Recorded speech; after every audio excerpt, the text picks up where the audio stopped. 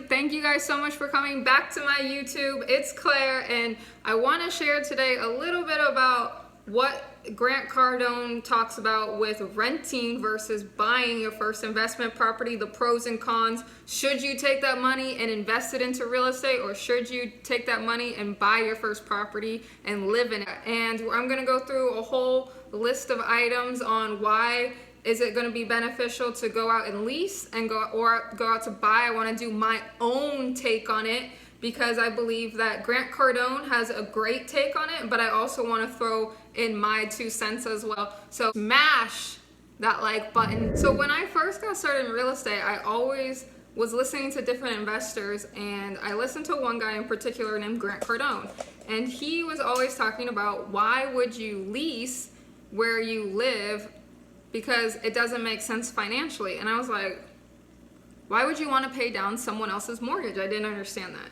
I never understood it. I was like, okay. I kept watching him and I was like, this is kind of interesting. Why does he keep saying this? I don't understand. I don't understand.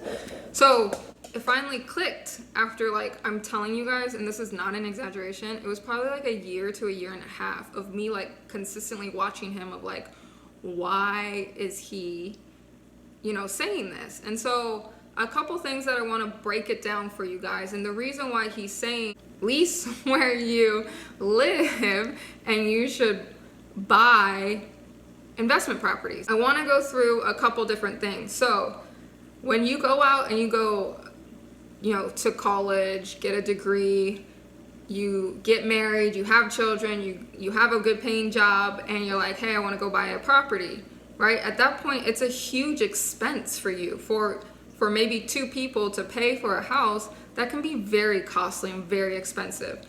And he's saying, why don't you take that same money and go invest into real estate? Why? Because by the time you have your down payment, your PMI, you have insurance, you have property taxes, and then by the time you're done with everything, it's just like, oh my Lanta, like this is so expensive. So he's saying go out, take that same money that you would be doing and put your hard-earned money into a property that's going to cash flow you, where other people are paying the mortgage down for you, right? Those people are paying the mortgage down. You get depreciation, you get appreciation, you get so many more benefits by owning it while other people are living in there, versus you going to work every single day or have a company or whatnot and having active income where you go out and then you have to pay for your mortgage every single month.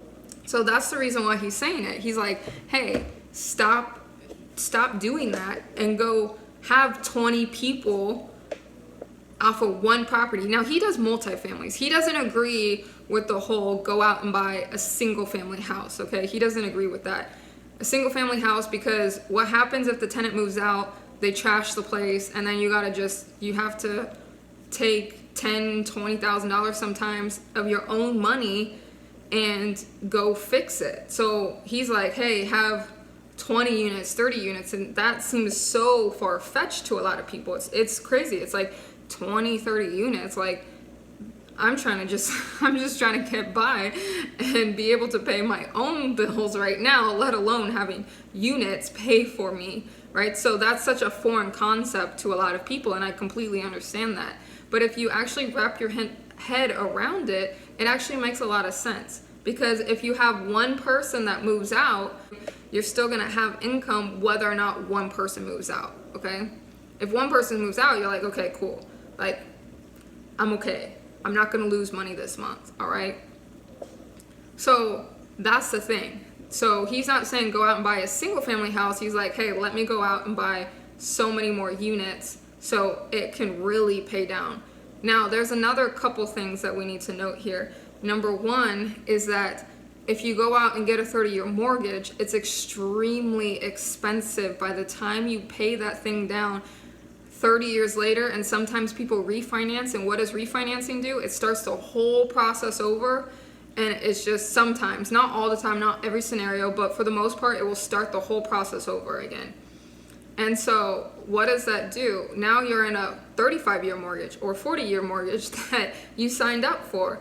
And the mortgages are actually really expensive. They're high in interest. They are almost one of the most highest in interest that you will pay, versus going out and getting a credit card. If you have a $10,000, $30,000 credit card and you have, 20% or how much you have on it, you're like, well, that's way more expensive because I pay 15, 30%, whatever the case may be. I'm not quoting interest rates by any means, but you're like, okay, that's expensive. And I'm saying that's cheaper than going out and buying a house. Why? Now, is simple interest versus compound interest. Compound interest is where you're almost gonna pay double. Like student loans, you're gonna pay double. You're like, okay, I've been paying on my student loans for a year to 2 years. I'm making decent money. I keep paying the payments, but the stupid thing won't keep going down.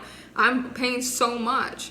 And it's because you're paying almost 90% in interest and you're only paying 10% in actual principal pay down. Okay, so there's a completely different scenario. The banks want their money and they look at you like a liability, so they're gonna hike up the interest so they get their money back. Okay, now with a credit card, it's simple interest, and simple interest is gonna be whatever you use you pay on, and it's annual interest, and it's way less expensive, let me tell you. But if you go out and get a mortgage, the root word for mortgage is actually pledge until you die. Believe it or not, a lot of people can't even pay off their mortgage by the time they do hit 60 or 70 years old.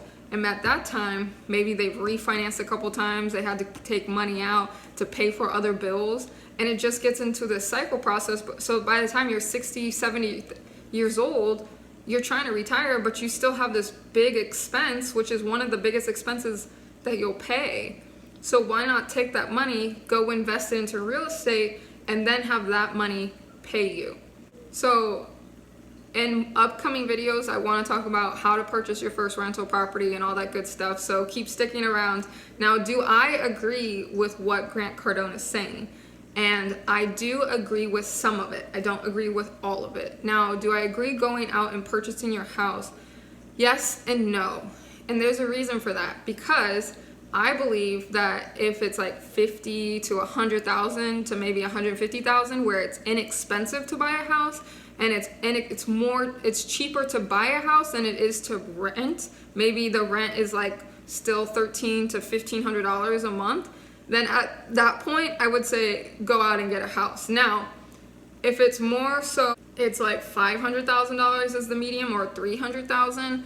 To me, in California right now, that's extremely expensive. So why would I go out and spend that type of money and put a down payment, the maintenance, the insurance, the taxes, and everything that comes with owning a house? That's expensive. So in that case, I say take that money, go invest it somewhere else, have that passive income, and then go out and be able to lease the property. Because by the time you have the down payment, which is going to cost you 6 figures to have anything decent in California. Now, there are parts of California where it's a little bit lower, but you're going to have a decent, substantial lump sum to go put down. Now, what you could do also is you could go out and purchase a duplex, a triplex, or a fourplex with a residential home loan, FHA, and you can have your renters rent out everything, and then you can live for free or very minimal, less than maybe $1,000 per month. So that's also a better way that you can also generate. You don't have to have that big bill of $1,300, $1,500 per month. So that's really my take on the whole Grant Cardone thing. It took me a little bit of time to understand it. I didn't quite fully understand it at the very beginning. It took me actually like a couple years of listening to him and like, oh, he actually is like making a lot of sense now. So, but that's gonna be it for me, guys. Hit the like button, subscribe to my channel. I do have a link down below for my Facebook. You can also email me at claireandcompany@gmail.com.